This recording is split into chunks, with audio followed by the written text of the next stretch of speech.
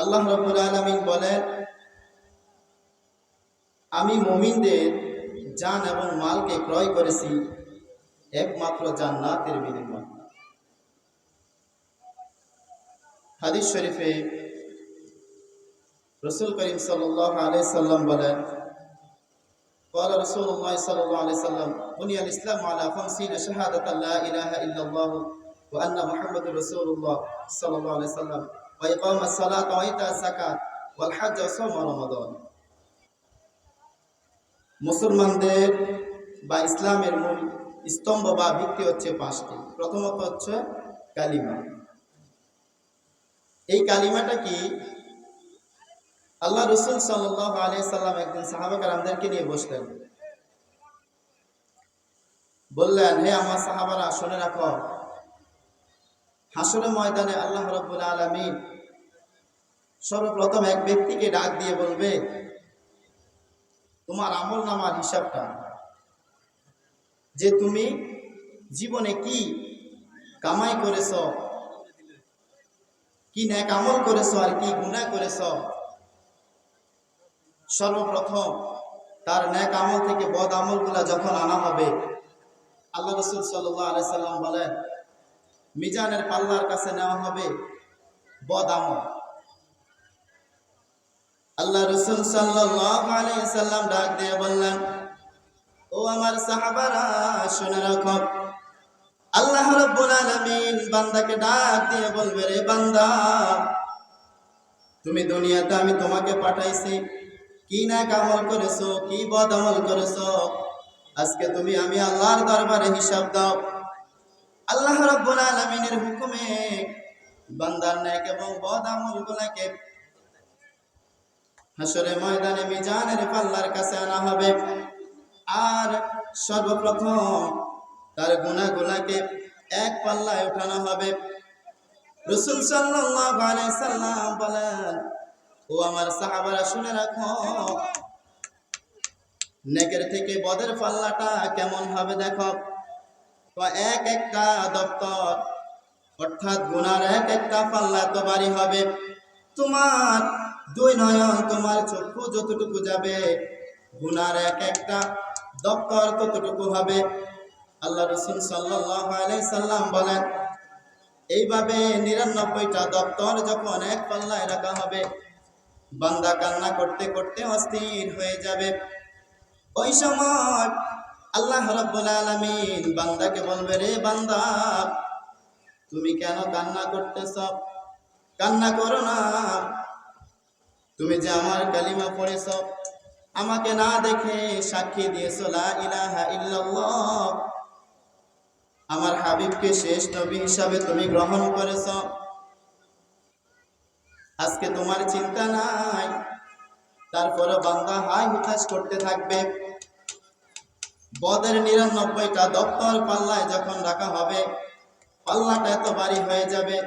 কিন্তু আল্লাহ রাব্বুল আলামিন দয়া করে ফেরেশতাদেরকে ডাক দিয়ে বলবে, ও ফেরেশতারা, যাও, ছোট্ট একটা কাগজের টুকরা যে আমি রেডি করে রেখেছি, ওই কাগজের টুকরাটা তার আরেক পাল্লায় দিয়ে দাও।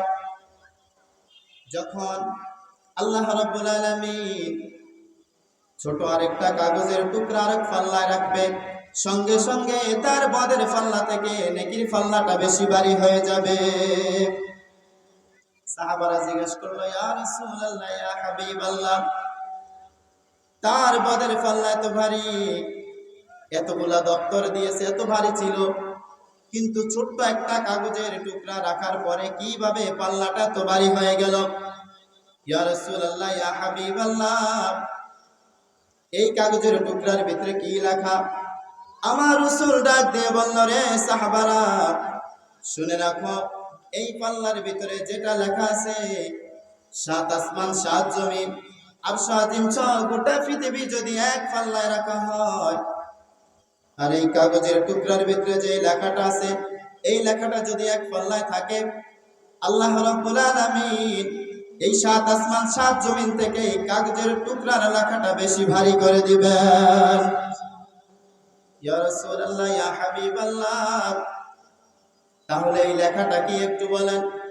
আমার রাসূল বলেন, লা ইলাহা ইল্লাল্লাহ আল্লাহ ছাড়া কোনো মাবুদ নাই, তুমি সাক্ষী দিয়েছো। আর বলেছে লা ইলাহা ইল্লাল্লাহ মুহাম্মাদুর রাসূলুল্লাহ, আমি শেষ নবী, আমাকে সাক্ষী দিয়েছ। এটাই হচ্ছে সেই লেখা, এটাই হচ্ছে সেই কালিমা। রাসূল বলেন যে দুনিয়ার জমিনে একিনের সহিত অন্তর থেকে, মন থেকে একবার বলবে লা ইলাহা ইল্লাল্লাহ, দাখালাল জান্নাহ।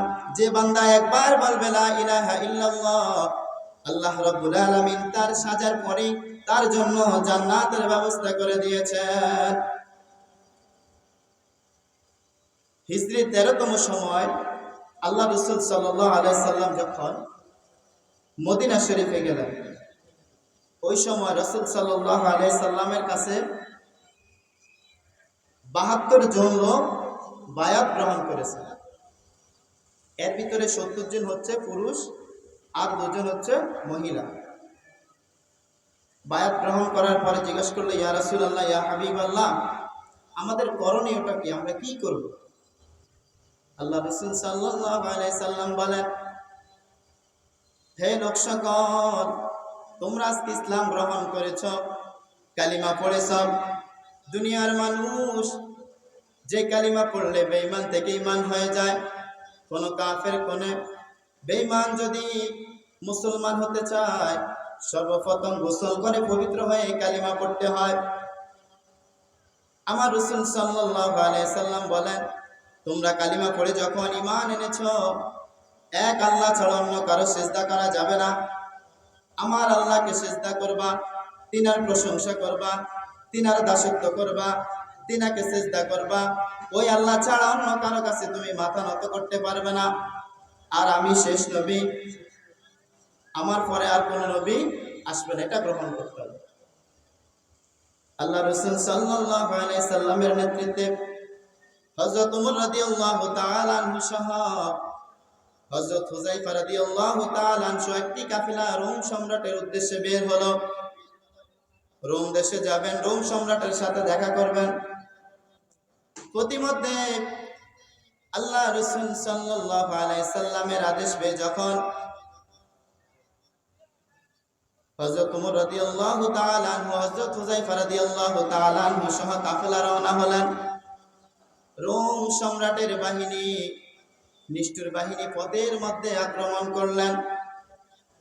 করার পরে হযরত হুযায়ফা রাদিয়াল্লাহু তাআলা আনহু সহ কয়েকজন সাহাবীকে বন্দী করে ফেললেন। নিষ্ঠুর রোম সম্রাট হিরাক্লিয়াস আদেশ পেয়ে যখন তাদেরকে বন্দী করলেন, বন্দী করে তাদেরকে ধরে রোম সম্রাটের কাছে নিয়ে গেলেন।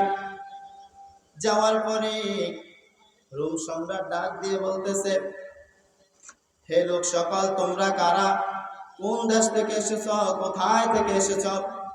তারা ডাক দিয়ে বলল, আমরা মদিনা থেকে আসলাম, আমরা রাসূল সাল্লাল্লাহু আলাইহি সাল্লামের ধর্ম গ্রহণ করেছি, এক আল্লাহকে মেনেছি, এক আল্লাহ ছাড়া অন্য কারো দাসত্ব করি না, অন্য কারো গোলামি করি না। কয় না না না, আমার এই রোম দেশে অন্য কারো দাসত্ব চলবে না। আমি যাকে খোদা মানি, আমি যাকে সিজদা করি, তাকে সিজদা করতে হবে। সাহাবারা রাজি হলো না, বলল, তোমাদের ভিতরে নেতাকে? সকলে দেখাই দিলেন আব্দুল্লাহ ইবনে হুযায়ফা রাদিয়াল্লাহু তাআলা আনহুকে। আব্দুল্লাহ ইবনে হুযায়ফা রাদিয়াল্লাহু তাআলা আনহুকে ডাক দিয়ে বলল, এই হুযায়ফা, তুমি এক আল্লাহকে ত্যাগ করো, রাসূল সাল্লাল্লাহু আলাইহি সাল্লামকে ত্যাগ করো, আমার ধর্ম গ্রহণ করো, খ্রিস্টান ধর্ম, না হয় তোমার বিপদ আছে। তিনি বললেন, না, আমার পক্ষে সম্ভব নয়, আমি এক আল্লাহ ছাড়া অন্য কাউকে গ্রহণ করতে পারবো না। রোম সম্রাট বলল, তুমি যদি তোমার ধর্মকে ত্যাগ করো, আমি আমার রাজত্বের অর্ধেক তোমাকে দিব। তিনি বললেন, না, সেটা সম্ভব না। তারপরে ডাক দিয়ে বললেন, যদি তুমি তোমার ধর্ম গ্রহণ করো, আমার সবচেয়ে সুন্দরী কন্যাটা তোমার সাথে বিবাহ দিব। আব্দুল্লাহ ইবনে হুযায়ফা রাদিয়াল্লাহু তাআলা আনহু ডাক দিয়ে বললেন, ওয়াল্লাহি লা ওয়ারিদাত আলা দুনিয়া কুল্লাহা আন আতরুকা দীন মুহাম্মাদিন সাল্লাল্লাহু আলাইহি ওয়াসাল্লাম। আল্লাহ আল্লাহর কসম করে বলছি, এই রোম সম্রাট অর্ধ পৃথিবী কেন গোটা পৃথিবীও যদি তুমি আমাকে দিয়ে দাও, আমি আমার রাসূলের ধর্ম ত্যাগ করতে পারবো না। এই কথা বলার সঙ্গে সঙ্গে রোম সম্রাট রাগ হয়ে গেল। ডাক দিয়ে তার সৈন্যদেরকে বলল, এ সৈন্যরা, যাও যাও, আব্দুল্লাহ ইবনে হুযায়ফাকে ফাঁসির দড়িতে ঝুলিয়ে তাকে মৃত্যুদণ্ড দাও। সকলে আদেশ পেয়ে আব্দুল্লাহ ইবনে হুযায়ফাকে ফাঁসির দণ্ড দেওয়ার জন্য কাষ্ঠিতে নিয়ে গেল। ফাঁসি দিবে সকল মানুষগুলা ভয়ে আতঙ্ক হয়ে আশ্চর্য হয়ে দাঁড়িয়ে রইলেন। এমন সময় আব্দুল্লাহ ইবনে হুযায়ফা রাদিয়াল্লাহু তাআলা আনহু এত সুন্দর করে হাসি দিলেন, চেহারাটা উজ্জ্বল দেখে রোম সম্রাট ডাক দিয়ে বলতেছ, এই আব্দুল্লাহ ইবনে হুযায়ফা, তোমাকে ফাঁসি দেওয়ার জন্য এনেছি। তুমি হাসতেছ কারণ কি আমাকে একটু বলো। আব্দুল্লাহ ইবনে হুযায়ফা ডাক দিয়ে বলে, ও রোম সম্রাট, আপনি আমাকে ফাঁসি দিবেন, আমার দেহটাকে কষ্ট দিবেন, কিন্তু আমার অন্তরটাকে কষ্ট দিতে পারবেন না। আমার অন্তরটাকে, আমার রূহটাকে কষ্ট দিতে পারবেন না। আপনি ফাঁসি দেওয়ার সঙ্গে সঙ্গে আমার প্রাণ পাখিটা বের হয়ে যাবে, আর আল্লাহ রাব্বুল আলামিন তার ফেরেশতা দ্বারা আমার রূহটাকে জান্নাতে স্থান দিবে। এই কথা শোনার সঙ্গে সঙ্গে রোম সম্রাট বলল, যাও, তাকে ফাঁসি দিও না, নিচে নামিয়ে নিয়ে আসো। আদেশ পেয়ে তাকে নিচে নামিয়ে নিয়ে আসলো। বলছে, দেখো, তোমাকে মৃত্যুদণ্ড দেওয়া আমার কোনো ইচ্ছা নাই, তুমি আমার ধর্মটা গ্রহণ করো, তুমি আমার ধর্মটা গ্রহণ করো। তিনি বললেন, না, আমি ধর্ম গ্রহণ করব না। তাহলে তোমার শাস্তি আরো বেশি বেড়ে যাবে। কি করবেন? রোম সম্রাট তার সৈন্যদেরকে আদেশ করলো, বিশাল বড় একটা পাতিলা আনলো। পাতিলার ভিতরে পানিগুলা এত গরম করলো যে পানিগুলা গরম টকবক টকবক করতেছে। এই গরম পানির ভিতরে একজন সাহাবীকে ফেলে দিলেন। ফেলে দেওয়ার সঙ্গে সঙ্গে তিনি একটা নাড়া দিয়ে চটপট করে কালিমাটা পড়ে, লা ইলাহা ইল্লাল্লাহ মুহাম্মাদুর রাসূলুল্লাহ পড়ে সঙ্গে সঙ্গে মৃত্যুবরণ করলেন। সকলে আশ্চর্য হয়ে ভয়ে কান্না করতে লাগলেন। হুযায়ফা রাদিয়াল্লাহু তাআলা আনহুকে বলতেছে, তুমি যদি এই ধর্ম ত্যাগ না করো, আমার ধর্ম গ্রহণ না করো, তাহলে তোমার এই অবস্থা হবে। তিনি বললেন, আল্লাহর কসম করে বলছি, আমার তো কলব একটা, অন্তর একটা, যদি 100টাও থাকতো, তারপর আমি আমার আল্লাহর জন্য জীবনটাকে উৎসর্গ করে দিতাম। বলছে, তাহলে তুমি কি আমার ধর্ম গ্রহণ করবে না? বলেছে, না। তখন তিনি একটা চিন্তা করলেন যে রাজ্যের সকলের সামনে আমি একজন রাজা, আমি একজন রোম সম্রাট, তাকে আদেশ করলাম, সে আদেশ পালন করলো না, তার জন্য শাস্তিটা আরো কঠিন করে দেয়। তখন তার জন্য শাস্তির ব্যবস্থা হিসাবে কি করলেন, ওই সময়ে সবচেয়ে একজন সুন্দরী একজন মহিলা ছিল, খারাপ, ওই মহিলাকে তার কাছে পাঠায় একটা রুমের ভিতরে 3 দিন কি 5 দিন বন্দি করে রাখছে, কোনো খাবার দেয় না। আর নারীকে বলেছে, যেইভাবে হোক তাকে তোমার ফাঁদে ফেলবে। হযরত হুযায়ফা রাদিয়াল্লাহু তাআলা আনহুর কাছে যখন গেলেন, যাওয়ার পরে দেখলেন হযরত হুযায়ফা রাদিয়াল্লাহু তাআলা আনহু নামাজের মতো বসে শুধু একটা তাসবিহ পড়তেছে, চোখ বন্ধ করে, লা ইলাহা ইল্লাল্লাহ, লা ইলাহা ইল্লাল্লাহ, শুধু এই জিকিরটা করতেছে। তখন ওই নারী কি করলো, তার সামনে দিয়ে গেল। সামনে দিয়ে যাওয়ার পরে দেখলেন হুযায়ফা রাদিয়াল্লাহু তাআলা আনহু ডান দিকে গেলে বাম দিকে তাকায়, আবার যখন বাম দিকে আসে ডান দিকে তাকায়, সামনে আসলে পিছনে। অর্থাৎ হুযায়ফা রাদিয়াল্লাহু তাআলা আনহু যেই দিকে তাকায় ওই নারী সেই দিকে যায়। যাওয়ার পরে এক পর্যায়ে হুযায়ফা রাদিয়াল্লাহু তাআলা আনহু দেখলেন নারীর কাছ থেকে আর বাঁচতে পারেন না। তখন তিনি চক্ষু বন্ধ করে শুধু এই জিকিরটা করতেছেন। 3 দিন কি 5 দিন পরে নারীকে যখন বের করে আনলেন, রোম সম্রাট জিজ্ঞেস করলো, তুমি কি তাকে তোমার ফাঁদে ফেলতে পেরেছ? তার ঈমান কি তুমি ধ্বংস করে দিতে পেরেছ? ওই নারী বলতেছে, এই জমিনে, এই রোম জমিনে যত মানুষ আছে, যত পুরুষ আছে, আমি নারীকে একবার দেখার জন্য রাস্তায় দাঁড়িয়ে থাকে, আমার সাথে দেখা করার জন্য লাইন ধরে দাঁড়িয়ে থাকে, কিন্তু আপনি কার কাছে পাঠাচ্ছেন? এটা কি মানুষ না পাথর? আমার মাথায় ধরে না। আমি যেই দিকে যাই, একদিকে গেলে উনি অন্যদিকে তাকায়। এরকম করতে করতে এক পর্যায়ে তিনি চোখ বন্ধ করে শুধু জিকির করতেছে। তারপরে কি করলেন? 3 দিন কি 5 দিন পরে তিনি ভীষণ ক্ষুধার্ত, ওই অবস্থায় তার কাছে শূকরের মাংস আর কিছু শারাব পাঠানো হলো, মদ পাঠানো হলো। 3 দিন কি 5 দিন পরে, 3-5 দিন পরে যখন পাঠানো হলো, তিনি এগুলা দেখে বুঝতে পারলেন যেগুলা শূকরের মাংস। তিনি গ্রহণ করলেন না।